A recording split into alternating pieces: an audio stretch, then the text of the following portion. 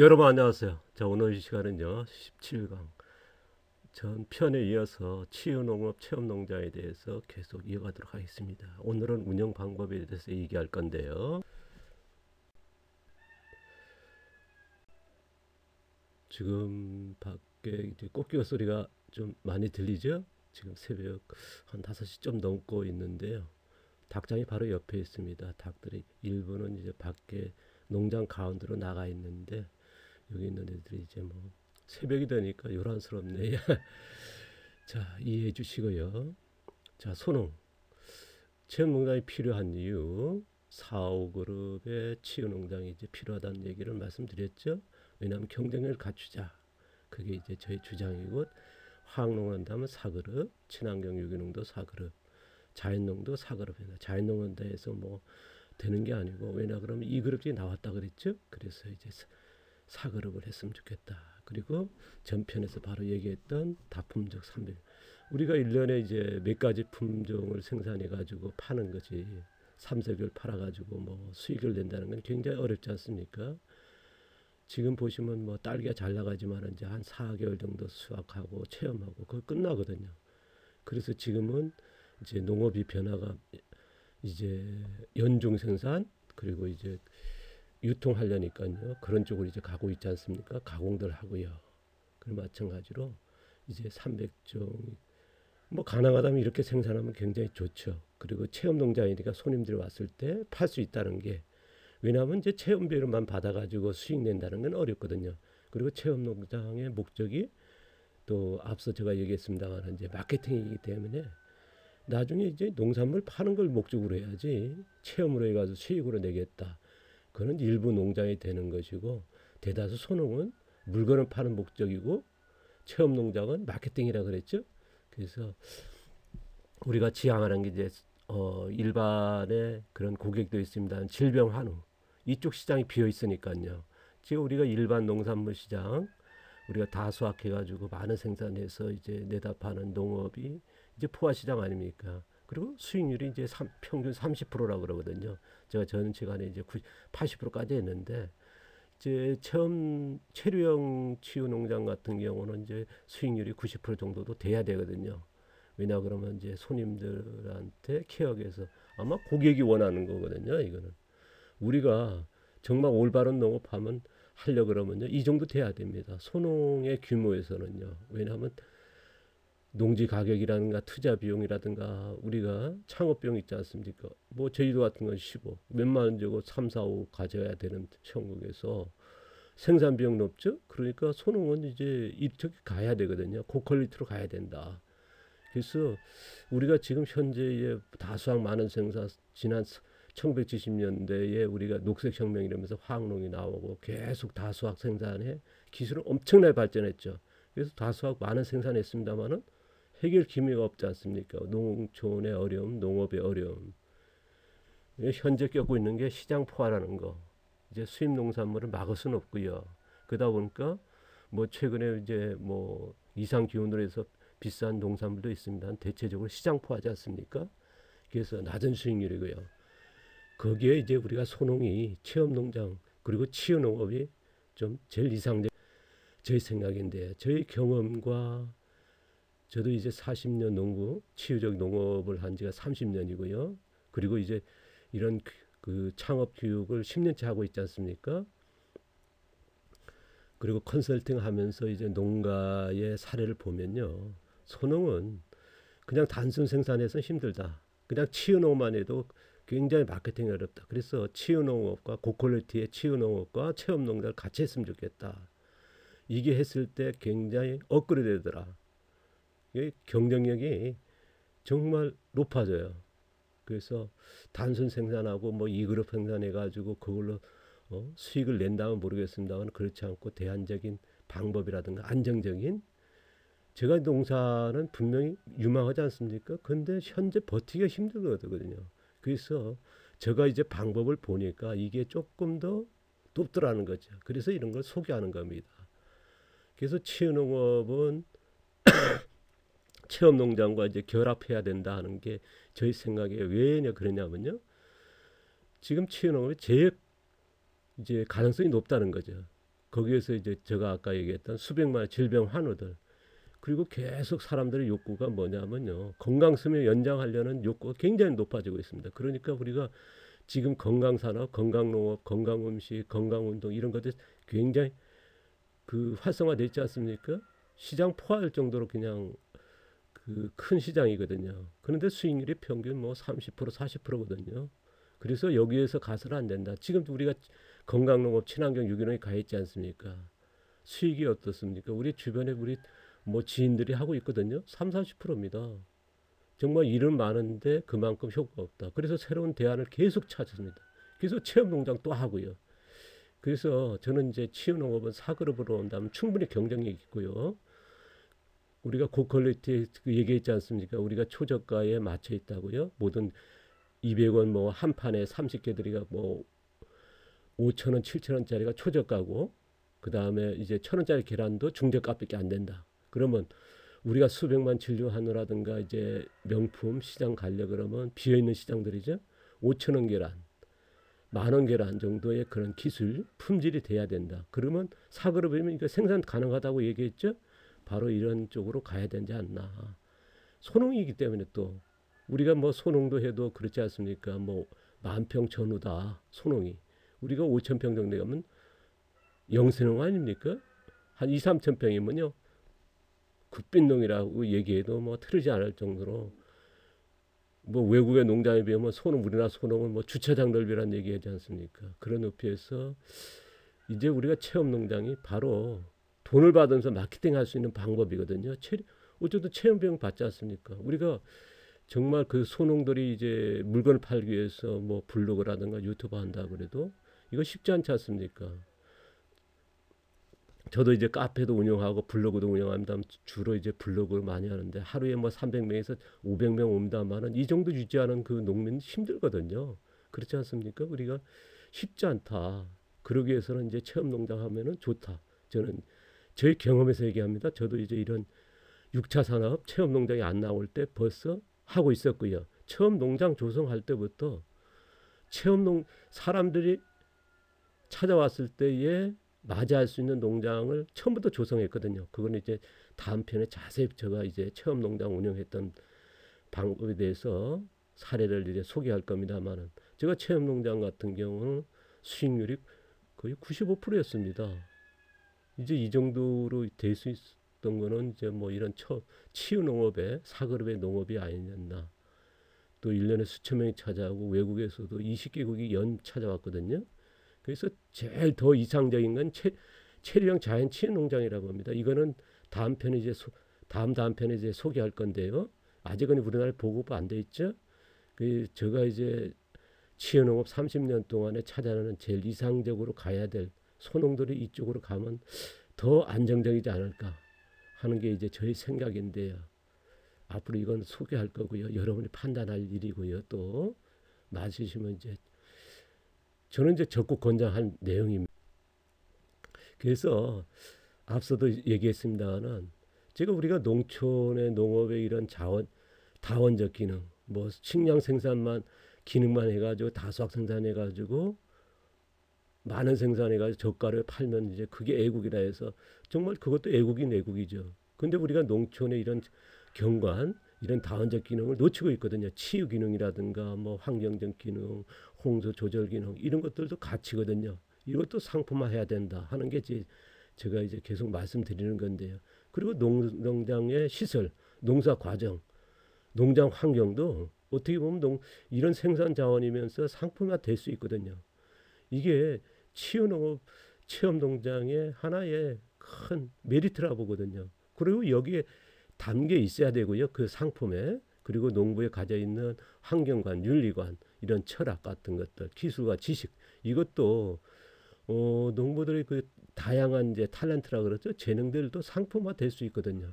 근데 우리가 이걸 미처 다 담지 못하지 않나 하는 게, 그래서 저희들 닭께서는 수백만의 질병 환우 치유객이고요. 그래서 저는 이제 제일 이상적인 게 치유농업 체험교육농장이다 하는 게 이제 저희 생각입니다.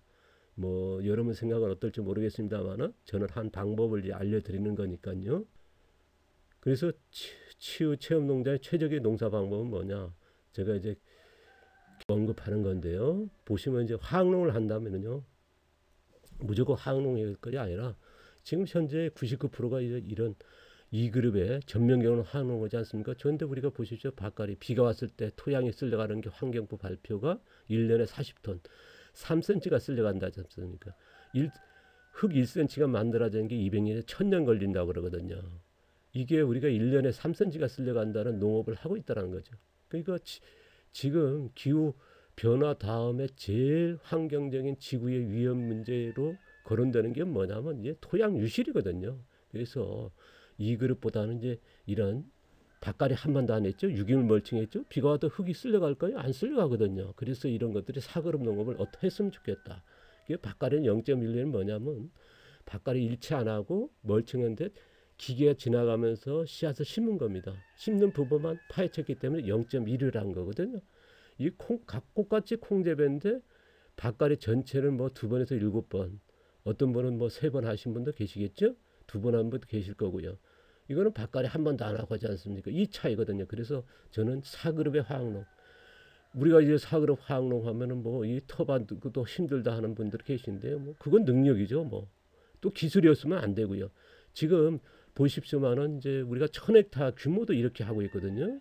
그러니까 우리나라 많은 교육을 다니면은요, 뭐 100평도 못 한다 그럽니다. 50평도 안 되는 걸 뭐 어떻게 하느냐 그렇게 하는데 지금 외국 같은 경우는 1000헥타, 100헥타도 하고 있거든요. 기업농도 하고 있습니다. 정말 그러니까 기술적으로 안 되고 그런 건 이제 해보지도 않고요. 제가 우리나라 농업 기술이 뭐 세계 5위라지만은 생산량으로만 생각하지 이런 환경적인 문제, 이런 상품의 질은 전혀 생각을 안 하고 있거든요. 어느 게 이걸 가지고 딱 보시고 세계 5위라고 하는 농업국이라고 우리나라가 그렇게 얘기하는데 그게 맞나 하는 걸 한 번 더 생각할 필요가 있죠. 자, 유기농을 한다 그러면 2그룹이 아니고요. 이렇게 똑같은 마을에 2개 농가입니다. 여기 분 유기농 하시면 굉장히 유명하신 분이에요. 알려져 있고요. 보시면 이제 밭갈이 이제 한 2번 하고 이제 이렇게 대파 심었지 않습니까? 그리고 또 대파인데 이렇게 거름을 놓고 하니까 질산이 오염돼 있죠. 그런데 이분 같은 경우는 뭐 정말 교육도 많이 하고요. 유명하신 분이거든요. 똑같은 대파인데 여기는 같은 마을이에요. 보시면 이제 보십시오. 0.1은 뭐냐면 아까 씨앗 심었죠. 이거는 이제 모종을 심으니까 0.1을 한 겁니다. 밭갈이 안 하고 멀칭하고 대파를 심는 거죠. 그리고 다음 때 뽑으면 또 심어요. 다른 작물도요. 자, 같은 유기농인데 보십시오. 어떤 쪽으로 할 거냐. 근데 이 그룹이 더 뭐 쉽게 말해서 유명하고 뭐 유기농이 어떻고 뭐 교육하고 그럽니다. 근데 사그룹 만났을 그 농부님도 만나고 안내 받고 얘기하고 그랬습니다만은 제가 이렇게 갔을 때 제가 일주일 동안에 전국에 모인 40명의 농부들 교육 끝나고 나서 한 10몇 명이 이제 이런 농장 방문을 이틀 동안 했거든요. 그때에 같이 그 교육생들이요.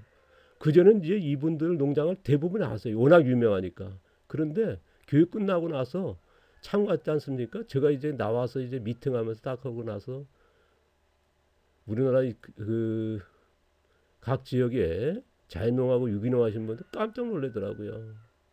야, 이제 제대로 알겠습니다. 라고 하는 얘기가 절로 나오더라는 거죠. 자, 보시면은 콩 재배하는 거죠. 자연 재배입니다. 자연농에서도 여러 가지라 그랬죠. 자연농에도 뭐 자연농업이 있고 태평농업이 있고 자연유기농이 있고 현데 여기는 이제 자연농 중에서 자연 재배하시는 분입니다. 이분도 이제 유명하신 분인데요. 2그룹 자연농입니다. 밭갈이 몇 번입니까? 3번에서 이거 북주기까지 하니까요. 보시면 이제 이거는 이제 브로콜리 재배하는 건데 이게 제가 운영했던 농장의 그 밭입니다.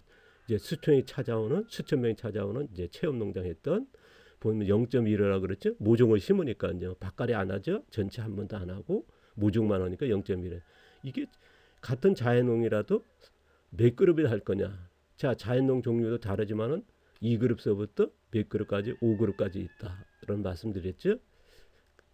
자, 자연농 중에서도 0.1로 하는 4그룹의 농업이 있고 그다음 5그룹. 자, 우리나라 무경운 농사에 제가 앞서 얘기했죠. 무경운 농사한다. 그럼 99%가 거짓말이더라. 뭐 거짓말이 아니라 몰라서 이제 그렇게 대답을 하는데 진짜 무경운 농사는 이거죠. 5그룹에 밭갈이 한번 안 하고 씨앗도 파종이 뭡니까? 영회죠. 이거는 뭐냐면 씨앗을 직파하기 때문에요. 이게 무경운 농사입니다. 이게 5그룹이라고 그랬죠. 완전한 무경운. 대개 우리나라 보면 상그룹이나 사그룹 하신 분들이 이제 무경운 농사를 하는데 이건 정확히 얘기하면 부분경운 농사죠. 더 정확하게 얘기하면 상그룹 같은 건 그냥 부분경운이고요. 사그룹은 유기물 멀칭 부분경운. 이렇게 기술적으로 나눠야 된다는 얘기를 제가 말씀드렸죠. 이제 앞에 내용들 참고하시고요. 그래서 권장하는 4그룹, 5그룹은 가능하면 힘드니까 기술적으로 접근하신 분이 하는 거고요. 또 이걸 하면 좋죠. 그러면 이제 교육적 차원이 있으니까 닭사육을 한다 그러면 이제 병아리 키우기나 이제 6개월다 보시면은 점등하지 않습니까? 병아리 키울 때 보면 거의 뭐 친환경이나 동물복지 하신 분도 등을 키워요. 동물복지의 등은 뭐냐면 점등은요 비윤리적으로 나와 있는데도 당연하게 합니다. 뭐 그러면서 뭐 윤리가 어떻고 얘기하거든요. 그래서 이런 인공가원 안 하는 점등 안 하는 이런 사그룹의 가축사육도 한번 고민할 필요 있다. 해야겠죠. 사그룹은 당연하게 해요. 치유농업이란 당연하게 해야 되고요. 이거의 방법에 대해서는 이제 앞으로 계속 교육한다 그랬죠. 앞에서 얘기한 4그룹도 5그룹도 다 알려고요. 작물별로요. 그리고 닭사육에 더 나아가서 이게는 우리가 친환경이라든가 해가지고 이렇게 키우지 않습니까? 그것보다는 우리가 그 4그룹에 이거는 이제 제가 농장에 했던 우리가 1,000원짜리 계란. 제가 이제 농장할 때 계란 한 개당 1,300원 받았거든요. 그러니까 뭐 도둑놈이 다 안 팔린다는데 없어도 못 팔았습니다. 왜냐하면 키우는 방식에 따라 소비자가 선택하는 거지 내가 가격을 정해도요. 소비자가 돈을 치르는 거기 때문에 왜냐하면 소비자는 또 상품의 그 품질을 따서 돈을 지급하는 거거든요. 그래서 1년에 수천 명이 찾아온 분들이 확인하니까요. 그래서 이게 가격이 형성되는 겁니다. 내가 받는다 해서 돈을 어떻게 그분들이 주겠습니까? 상품의 질이 되니까 품질이 되니까 하는 거고요. 그래서 보시면 이제 외국 사료 해가지고 먹이는 것과 이 그룹에 보통 그렇게 먹이죠. 우리나라 10마리 닭도 뭐 외국 사료 의존하지 않습니까? 1년에 1,000만 톤의 수입을 하니까요. 옥수수 같은 거 GMO. 그래서 저희들은 사료 다 만든다 그랬죠. 이거 내용에 대해서는 이제 앞으로 사료 만들기도 다 해드릴 거죠. 병아리 키워서 저희들은 목적은 뭐냐 4,000원 5,000원짜리 계란과 같은 품질의 농사고 그게 우리가 치유농업이다. 이런 그 목표를 이제 설정한 거고요.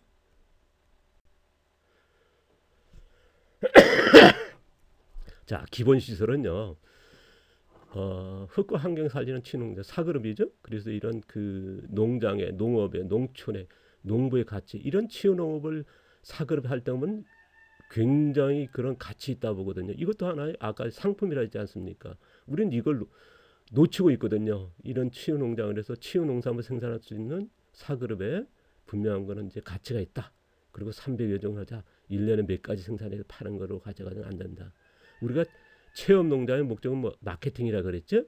300종의 농산물이 연중 팔 수 있지 않습니까? 지금 우리 나중에 직거래도 되고요. 그리고 지속적으로 되지 않습니까?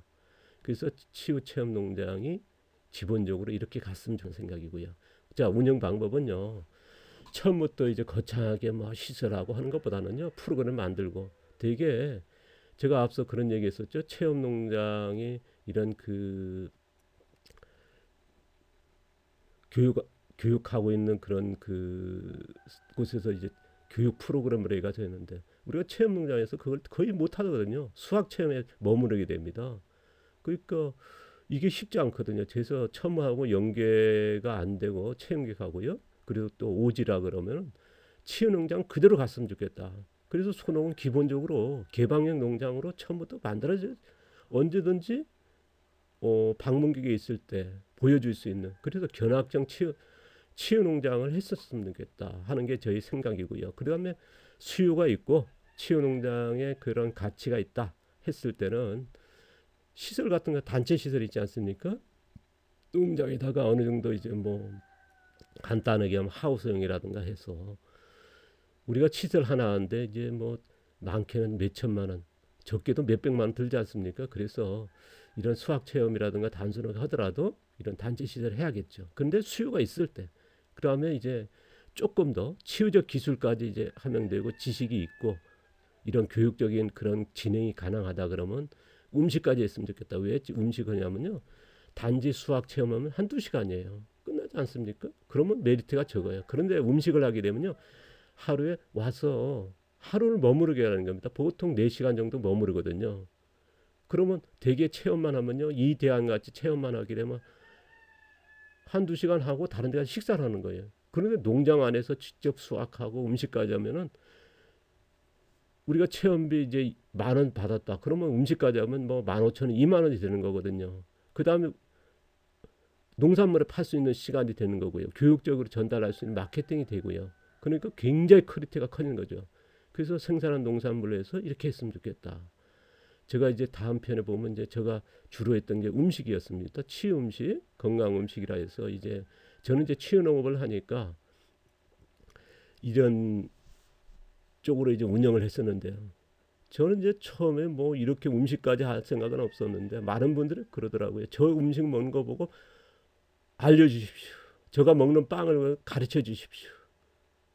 관심사가요. 저거 먹는 거, 제가 생활하는 거, 그걸 알려달라는 겁니다. 제가 농사하는 거 보니까 그걸 보기 위해서 제가 마케팅 한 번도 안 했거든요. 사람들을 데리고 오는 겁니다. 그때는 카페, 블로그, 뭐 인터넷도 몰랐죠. 저는 뭐 직장 생활 해본 적도 없고 오직 이 농사만 생각 40년째 이제 주장창 돌아다니면서 배우고 농사만 짓는 쪽으로 하다 보니까 그런데 그분들이 가서 뭐 카페와 블로그에서 논쟁 벌어졌대 이런 소개가 되니까 그 나중에 이제 뭐 카페나 블로그들에 오신 분들이 이제 교육받으러 오시고 이제 머무른 분들이 알려줘서 지금은 뭐 카페나 블로그 운영합니다만은 그리고 또 이게 유럽형의 치유 전문 프로그램 운영할 수 있는 능력이 되시면요. 그때는 치유 프로는 치유시설 같은 거 해가지고 진행했으면 좋겠습니다. 치유 전문적으로 우리가 말하는 유럽형 이제 치유 농장이죠. 이렇게 가는 게 좋고요. 좀 더 얘기하면 이제 전문가가 됐을 때는 이런 쪽으로 갔으면 좋겠다. 아직은 보급은 안 됐지만은요. 보급시킨다 그랬죠. 앞으로 이것도 관여 주시고요. 자, 대한 농장의 체험을 어떻게 할까? 1, 2, 3 대안 같은 경우 이제 오시면은 농장 안내라 교육적인 중에서 설명도 해야 하지 않습니까? 그럴 때에 기후변화 환경교육, 그러니까 토양 유실의 문제, 지하수 부족 이런 테마 같은 거 많지 않습니까? 적조 녹조 우리가 토양 유실되고 그때 비료탭에 같이 쓸려가서 어떻습니까? 하천과 녹조 적조 쓸려가면은 이제 그 유기물들이 쓸려갔을 때 그 분역에서 미생물이 증가하지 않습니까? 근데 미생물의 산소가 부족하게 되면 너무 많이 쓸려가니까 그래서 녹조와 적조가 원인 아닙니까? 질산염, 인산염 같은 유기물들이 쓸려가서요. 그래서 환경 문제 이런 대안 우리는 이제 우리 사그룹이니까 바로 쓸려가지 않죠. 바로 대안을 제시하는 거죠. 그러니까 우리는 농장을 소개하는 거죠. 현장에서 이런 교육으로 이루어지는 거죠. 그리고 윤리평화 문화교육 같은 자 산행인과 증가하고 있습니다. 그러니까 균형이 깨지는 거죠. 우리가 인류 역사에 이렇게 산에 오르고 뭐지 않지 않습니까? 또 병충해 발생이라든가 뭐 농업 이제 이런 그 인류 농업 문화 이런 것들을 가지고 테마를 했으면 좋겠다. 그러면 저절로 되는 거거든요. 자, 제가 이제 보면 이제 문화하지 않습니까? 우리가 보면 이제 농업 문화가 제일 오래됐지만 지금 예술의 각종 문화들이 조금 사회적으로 이제 인지가 높지 않습니까? 근데 여기서 문화의 뜻은 뭘까요? 문화의 뜻이 뭐냐면요. 재배하다 경작하다거든요. 그 이 얘기 했을 때 굉장히 모르셔요, 잘들. 그래서 농업의 가치와 농부의 가치를 전혀 달라집니다. 바라보는 게 달라지고 대하는 게 달라져요. 그만큼 문화의 뜻이 이런 걸 알게 되면요. 이런 것도 알려주는 거거든요. 그래서 우리 농업이 어떻게 가고 있는지 또 이런 순환적인 우리가 수천 킬로미터에서 식량 수입하지 않습니까? 그리고 1년에 1천만 톤의 사료를 수입해가지고 닭 10마리도 다 그렇게 키우지 않습니까?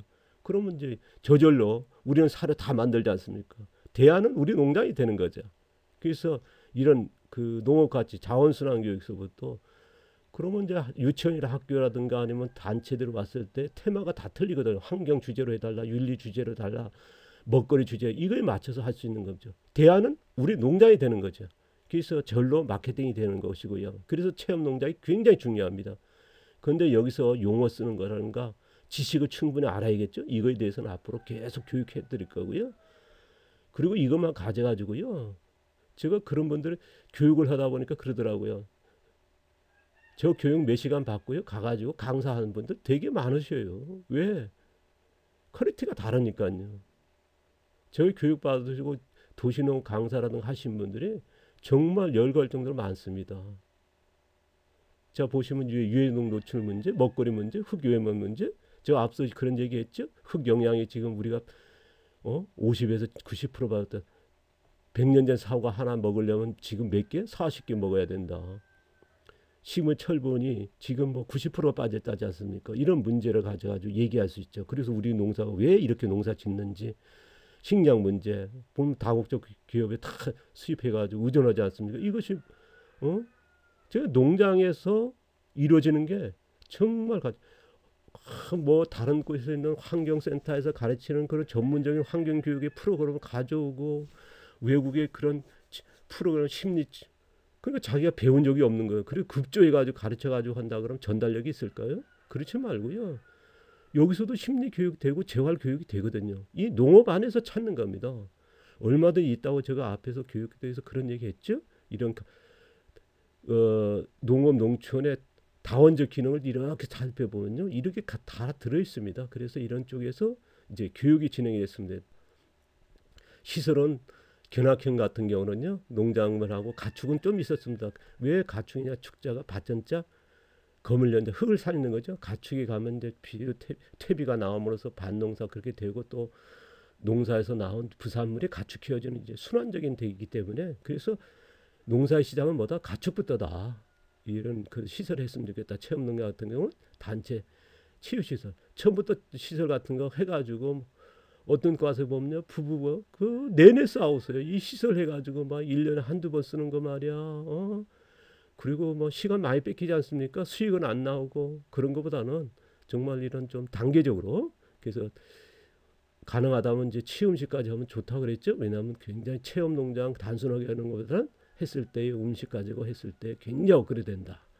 그리고 이제 전문성이 있을 때 치유 농장으로 갔으면 좋겠다. 예, 프로그램 했을 때 가능하다 그러면요. 이거 온다면 더 좋겠죠. 뭐 더 나아서 한다 그러면요. 전문가가 된다 그러면 체류형 자연 치유 농장이라 그랬죠. 앞으로 소개하는 제가 이게 40년 치유 농업 하면서 농부 40년 동안에서 제일 얻어지는 게 이거였다 보거든요. 5대안요. 이건 앞으로 이제 계속 소개할. 자, 체험 농장 조성할 때 보시면 이제 사전과 같이 이제 어린이집 텃밭입니다만은 이제 이 어린이집 텃밭은 이제 한번 조성해 놓고 이제 애들이 못 들어갈 정도로 이제 그 관리라든가 이런 뭐 풀 뭐 그런 지저분하고요. 그랬었는데 이제 저한테 요청이 와가지고 이제 이렇게까지 만들어야 된 그 카페와 블로그에 60편 정도의 변화 과정을 이제 연재되어 있으니까 참고하시면 좋을 것 같습니다만은 이런 틀밭을 만든다 그러면 아이들이 이렇게 밭에 이제 통로 이렇게 앉아 있지 않습니까? 이런 텃밭 정도면은 뭐 더 이상 바랄 게 없죠. 어떻게 보면 아이가 이제 찾는 텃밭이라면요. 그래서 최근에 보면 이제 텃밭들이 보면 쿠바식이라 해서 많이 하지 않습니까? 근데 문제는 뭐냐면요. 쿠바식 틀밭이 좋은 건 사실입니다만은 환경 피해 문제가 있고요. 토양 유실의 문제가 있고요. 작물이라든가 굉장히 문제가 여러 가지 있습니다.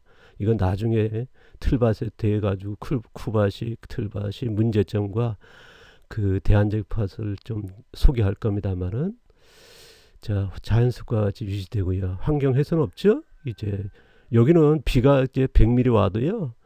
뭐 몇 분 지나가서 그냥 들어갈 수 있습니다. 빗물이라든가 그런 문제가 안 돼요. 이런 것들이 정말 교육적 차원에 그냥 진행되는 거거든요. 그래서 이런 것들을 참고하셔가지고 또 여기에서 이제 아이들이 뛰지 않아요. 그전에 같은 경우 뭐 아이들이 뭐 소리도 지르고 뭐 텃밭에 가는데 이게 질서가 잡히더라고요. 애들이 뭐 뛰지도 않고 뭐 벌레들이 놀랜다고 자기들끼리 이렇게 입 막고 뛰면 안 돼. 그러고 이게 바로 그런 그 교육이 농장 안에서 이루어진다는 게. 그리고 여기 보시면은 이제 어린이 텃밭에 그 어린이집에 한 100명의 아이들이 있는 데인데요. 쓰레기가 전부 다 씁니다. 화장실 똥종이까지도 뭐 그 낙엽이라든가 이게 규모가 굉장히 큰 데거든요. 그래서 낙엽 같은 것도 뭐 음식물까지 다 쓰는 거죠. 순환되게. 그래서 이런 그 교육적인 차원에서 이런 방법이 있더라는 걸 참고해 주시고요. 보시면 이제 이건 닭사 입장인데요. 제가 이제 저희 밭에 지금 닭 농장입니다. 보면 바퀴가 달렸죠? 풀 농장 다 가운데 있습니다. 보시면 어떻습니까? 햇빛 들죠? 바람이 불고 행복한 쪽으로 이제 이렇게 만들어졌으면 되겠다. 환경 훼손이 안 되고요. 이러면 뭐 사람들이 절로 야, 그 긍정하거든요. 그래서 체험 농장은 이렇게 조성했으면 좋겠다는 건 뭐 앞으로 이제 계속 소개할 겁니다만 다음 편은 이제 제가 운영의 사례를 하겠습니다. 여러분들이 보시면은 여러 사례 속에서요. 자시 맞는 대안정책 찾으시기 바랍니다. 자, 오늘도 감사드리고요. 지금 새벽 5시 조금 넘어가고 있네요. 오늘도 행복하시고요. 들어주셔서 감사합니다. 고맙습니다.